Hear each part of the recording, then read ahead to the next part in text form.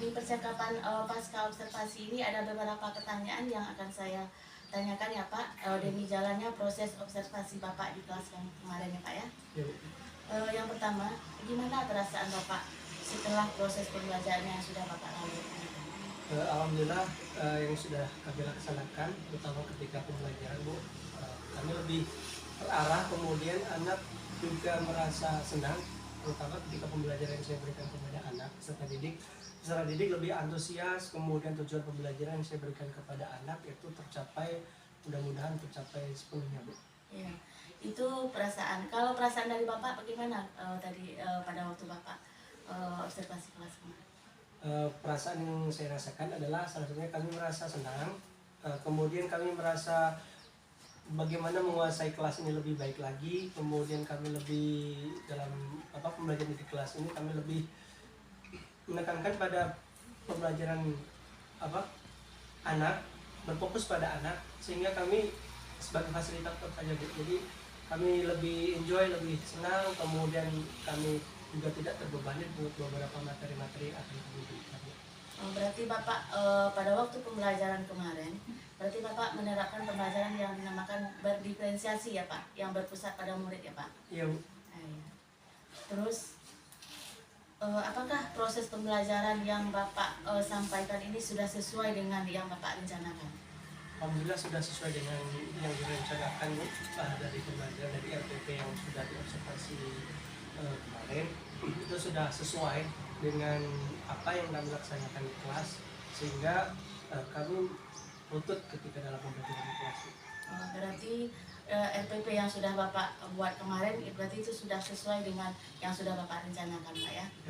Terus pertanyaannya lagi Pak, ceritakan hal apa saja yang dirasakan dalam proses pembelajaran kemarin.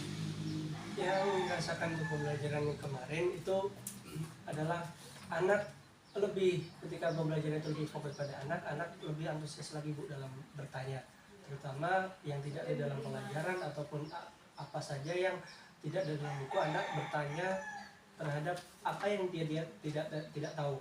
Jadi mereka lebih ingin tahu lagi dan menggali potensi yang mereka miliki, sehingga anak akan lebih cenderung mandiri, kemudian aktif dalam pembelajaran tersebut. Berarti pada waktu Bapak menjelaskan kemarin anak lebih antusias Pak ya, Iya. lebih aktif lagi ya, Iya. pada pembelajaran yang berdiferensiasi ini Pak ya. Terus adakah yang menjadi kesulitan bagi siswa pada waktu Bapak menjelaskan materi tentang pembelajaran berdiferensiasi ini Pak? Salah satunya yang ada mengalami kesulitan adalah ketika anak yang mungkin memiliki daya tangkap rendah, mereka akan lebih bertanya terus Bu. Kadang mereka yang satunya sudah dijelaskan sekali dua kali sudah paham, yang anak yang memiliki mungkin dia daya tangkapnya kurang, itu dia akan bertanya terus menerus, ataupun bahkan tugas yang dia harus kerjakan sama dengan kelompok lain dia agak terhambat Bu, sehingga ketika presentasi mereka agak terhambat. Karena berdiferensiasi tadi Pak ya, berbeda tugas yang diberikan Ya, kepada anak tadi Pak ya. Terus kesulitan yang terjadi pada Bapak apa Pak? Kesulitan yang kami adalah bagaimana kami memberikan materi yang sama dengan kesulitan yang berbeda.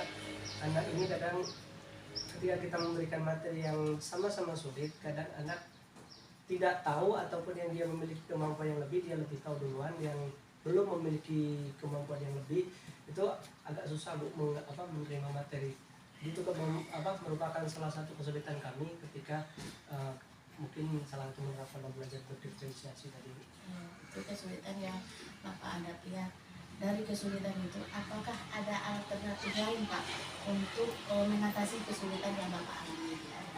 Salah satu alternatif yang kami miliki, yang kami lakukan adalah dengan melakukan pendampingan khusus kepada beberapa kelompok atau beberapa anak yang dia memiliki kemampuan yang tidak khusus tadi, dengan memberikan tugas yang lain yang mungkin bisa dikerjakan dari kelompok tersebut, ataupun kami memberikan pendampingan khusus kepada anak tersebut.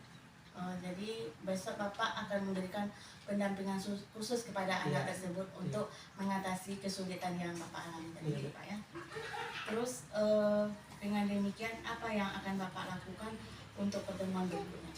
Pada pertemuan berikutnya kami paling tidak akan menyesuaikan pembelajaran yang saya berikan kepada anak murid, terutama pembelajaran berdiferensi tadi Bu. Jadi ketika memberikan tugas ataupun memberikan materi itu kami sesuaikan dengan tingkat kemampuan peserta didik.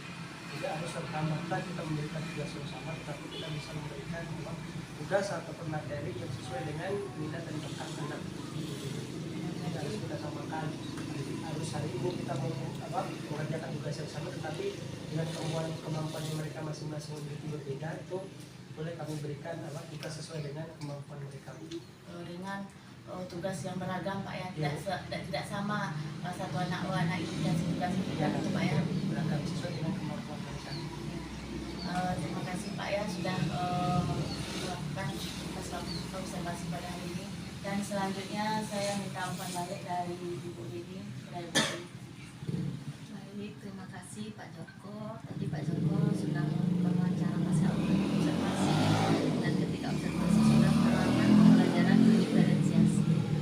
Mungkin hanya tambahan saja, ketika akan menerapkan pembelajaran berdiferensiasi, itu lebih baik kita melakukan asesmen awal. Asesmen awal atau asesmen diagnosis awal itu untuk mengetahui, untuk memetakan bagaimana peserta didik kita berdasarkan kemampuannya, kemudian berdasarkan gaya belajarnya.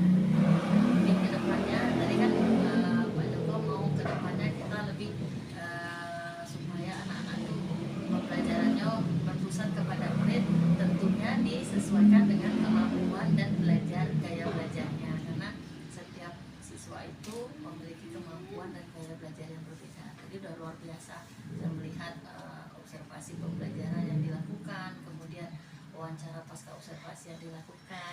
Mungkin tambahan sedikit saja itu ya Pak ya, untuk melakukan membuat asesmen diagnosis awal itu di awal, supaya kita bisa memetakan berapa persen siswa yang memiliki kemampuan rendah, berapa persen siswa yang memiliki kemampuan sedang, dan berapa siswa yang memiliki kemampuan tinggi. Begitu juga dengan peserta didik yang memiliki gaya belajar, ada gaya belajar yang auditori, kemudian ada kinestetik, ada visual, seperti itu. Mungkin itu saja. So far semuanya sudah luar biasa. Ya, terima kasih Bu ya, tanggapan yang untuk kami. Semoga kedepannya kami akan mengubah atau pembelajaran yang disampaikan.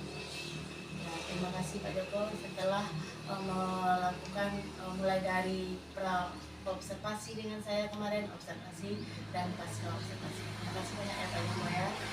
Terima kasih. Assalamualaikum warahmatullahi wabarakatuh.